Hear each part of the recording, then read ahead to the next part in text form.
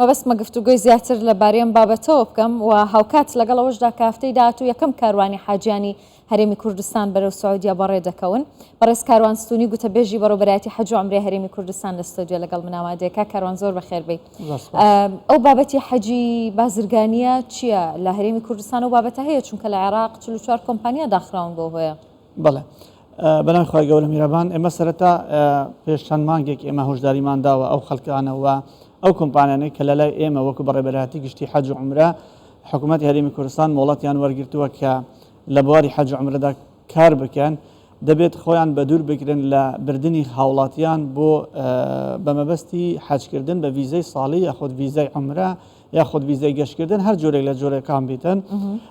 ئێستا بە دیار ناکەوێت کە چ کۆمپانیەک ئەم کارێک کردووە ئەگەر چی لیژنەکانی ئێمە بە بەردەوامی لێرە و لەوێش چاودەری دەکەن کە کێ ئەمانەی ئەم خەڵکە دەگوازێتەوە. ژمارەیەکی زۆر هاوڵاتی لە هەرێمی کوردستان و لە عێراقیش سەردانی وڵاتی سعودیان کردووە، گوایە گەشتی حەج دەکەن بەبێ ئەوەی کە ڤیزەی تەسریحیان هەبێت یاخود ڤیزەی حەجکردنیان هەبێتن. لە سعودیا پێی نازانرێکا کاروان؟ لە سعودیاش پێی دەزانرێتن. بەڵێ سعودیا ڕۆژانە لە ڕێگەی وەزارەتی حەج و عومرەی سعودیا بڵاو دەکاتەوە کە ئەو کەسانەی بە ڤیزەی ساڵی، بە ڤیزەی بازرگانی، بە ڤیزەی ترانزیت بە هەر جۆرێک لە جۆرەکان بیتن سەردانی سعودیا بکەن، ئەمانە دەستگیر دەکرێن. زۆر جار خەڵکی ئێمە بەخراپ لە ئێمە تێدەگاتن وەکو بەڕێوەبەرایەتی گشتی حەج و عومرە وەکو حکوومەتی هەرێمی کوردستانیش. ئێمە ئەو ڕێنمانەی کە وەزارەتی حەج و عومرەی سعودی دەردەچێت ئێمە بۆ خەڵکی خۆمان بڵاو دەکەینەوە. خەڵک وا دەزانێت وەکو حکوومەتی هەرێمی کوردستان قازانجی لەوەیدایە کە ئێمە خەڵک بترسێن، ئێمە خەڵک ناترسێن، ئێمە خەڵک ئاگادار دەکەینەوە کە خۆیان بەدوور گرن لەم کارە، چونکە ئەگەری زۆرە لەوێ تووشی کێشە و گرفت ببن، لەوێ دەستگیر بکرێن و ئێمە ئەوەشمان بڵاو کردەوە. ئێمە وەکو بەڕێوەبەرایەتی گشتی حەج و عومرەی هەرێمی کوردستان بە هیچ شێوەیەک بەرپرسیار نین لە هەر کەسێک لە هەر خەڵکانێک کە لەوێ تووشی کێشە و گرفتێک ببێتن یاخۆ دەستگیر بکرێتن. یعنی ئێستا ئێوە نازانن ژمارەیان چەندە ئەوانەی کە بە ڤیزەی ساڵی یاخود بە حەجی بازرگانیە ڕۆن بۆ سعودیا، بەڵام هێشتا نەڕۆیشتون. ئەوەم پێ بڵێ کە دێنەوە ئێوە پێزانن چڕە کارێکەگرنە بەربەرامبەریان بۆی هەر ئێستا ڕەنگە پەشیمان ببنەوە ناڕۆن.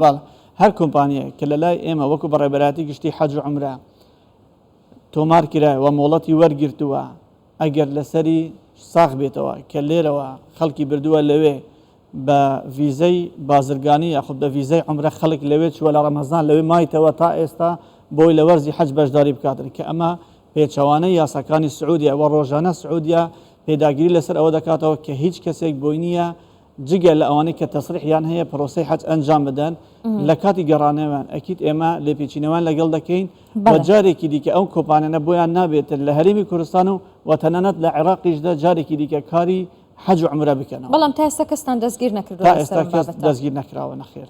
زۆر باشە. هەفتەی داهاتوو یەکەم کاروانی حاجیان بەڕێ دەکەون. ئامادەکاریەکان چیتان کردووە؟ ئەمساڵ چ خزمەتگوزاریەکیان پێشکەش دەکرێت زیاتر بێ لە سعودیا؟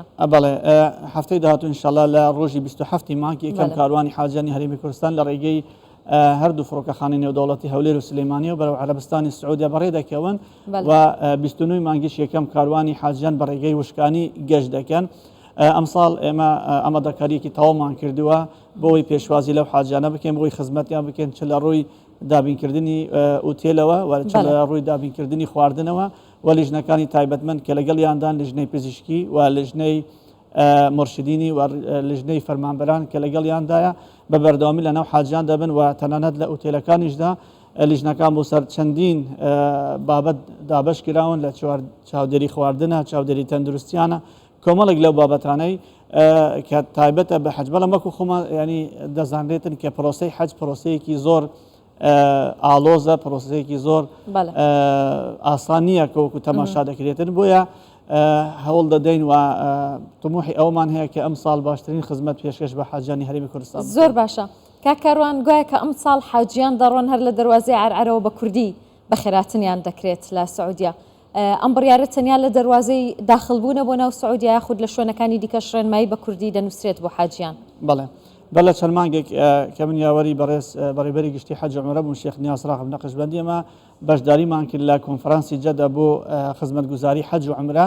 لەوێ هەموو شاندی وڵاتان کە تایبەتن بە بواری حەج و عومرە لەوێ ئامادە بوون و یەکێک لە پێشنیارەکان کە بەڕێز بەڕێبەری گشتی حەج و عومرە پێشکەشی وەزیری حەج و عومرەی سعودی و دەسەڵاتدارانی سعودیا کرد کە پێویستە زمانی کوردیش لەبەر ئەوەی وەکو هەرێمی کوردستان وەکو بەڕێبەراتی گشتی حەج و عومرە نوێنەراتی 40 ملیۆن کەس دەکاتن لە هەموو هەر چوار پارچەی کوردستان پێشنیار کرا کە زمانی کوردیش وەکو زمانەکانی دیکەی فارسی و زمانەکانی دیکەی ئوردو هەر زمانێکی تر کە سعودیا ماڵپەڕ و نامیلکە و تابلۆی ڕێنمایی دادەنرێتن بە خۆشحاڵیەوە لەلایەن وەزیری حەج و عومرەی سعودیەوە خەڵکێک ڕاست پێرا لە وەزارەت کە کار لەسەر ئەم کرد و بەر لە چەند ڕۆژێکیش داوایان کرد کە ئەو تابلویانە کە لە دەواازەی سنووری عەرەب وەکو قۆناغی یەکەم بۆ ئێمەیان نردووە و ئێمە بۆمان تەرجمەی سەرکوردی ماکردە وەرگێراوەوە سەرکوردی بۆمان ڕەوانە کردوون و چاڕوان دەکرێتن کە لە وەرزی حەجی ئەم ساڵ لە دەواازەی عەرەب